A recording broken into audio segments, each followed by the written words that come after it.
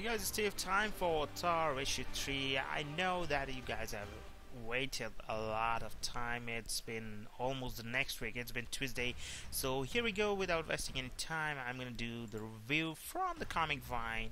Tony G Man. Yes, Tony G Man Guerrero. It's written by Tony G Man Guerrero. The review thought to you when the Ice Lords make war review. Separated from Mjolnir and surrounded by frost giants in this end of the new Thor. Let's start out by acknowledging that the die-hard Thor fans will still be upset over this series. The good things about this one for other readers, this series is an opportunity to watch a new story unfold. We have seen different people gain the power of Thor, but there does seem to be something different this time around. Besides the fact we have a female wielding Mjolnir, Jason Aaron is continuing to carve out his corner of Thor universe, sometimes shaking up the status quo.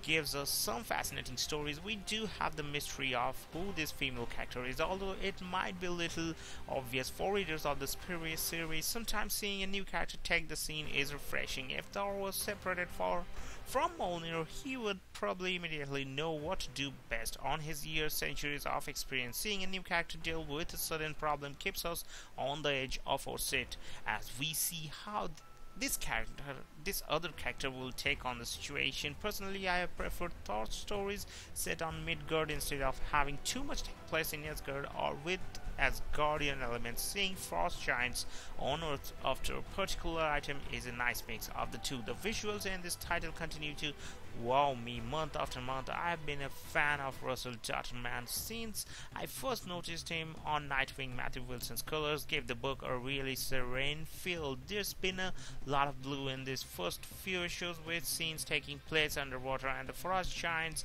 and it just looks great. And in this title you really notice it shows Sabino's lettering. I always dig seeing the fanciest guardian speak and like it when there's variation, especially when a character is yelling or howling and in outrage. The bad things about this one, we are still in the midst of the big mystery with this new Thor, but we don't get a whole lot with the character besides seeing her stuck in a room fighting frost giants. Don't get me wrong, it does get pretty glorious. Readers have also been waiting for a confrontation between this new Thor and the previous. Yes, we need to see more of this current character being developed, but as I mentioned, we don't really get a chance for that in the midst of a room full of frost giants.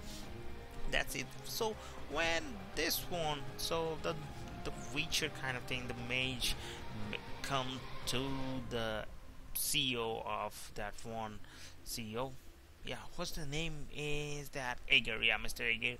But that time Ager converted into some kind of bull kind of thing. But the mage never gets killed. He just dodged his attacks and he just attacked after that one that is really ferocious. On another note, I'm torn between officially finding out who this character is. There are some parts that don't make sense, like how did she acquire the hammer in the first place, along with some of the knowledge or lack of she has on different things. Once we find out, of course it will all make sense, but at the same time the mystery is fun. So weekly comic book review. This review is by Nightwing 17. That is pretty great. So this review is written by Nightwing 17. Compared to last month's installment, Thor 3 is not as expertly structured. However, the additional spontaneity and the increased feeling of being in the moment do a lot to make this another special issue.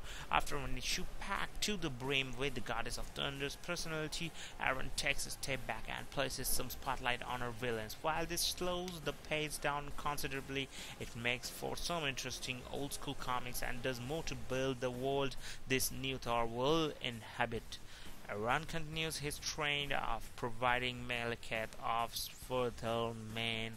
Some of the issue's strongest writing with Loki. Otherwise, sometimes engaged, Malekith fills the part of the charming, malicious spellcaster admirably, as Loki himself has proven. This archetype can easily seem pandering, but Aaron shows the necessary restraint and keeps from feeling too smug. for his good. Perhaps a part of that is the wise choice to move him away from the main battle and pit him against one of the few characters who can truly match his ego, Dario Ager. Despite fine work with the pair of them, some of the most interesting elements of this issue are reserved for the Frost Giants opening on a beautiful map of Jotunheim. Thor 3 spends the most time focused on the giants in the thoughts of nearly an Thor comic I have read. So that was the almost ending. The verdict is who is the new goddess of thunder. So hope you guys have enjoyed it. Waiting for the next issue. It's gonna be a blast, really blast, because Thor versus Thor. Adios guys.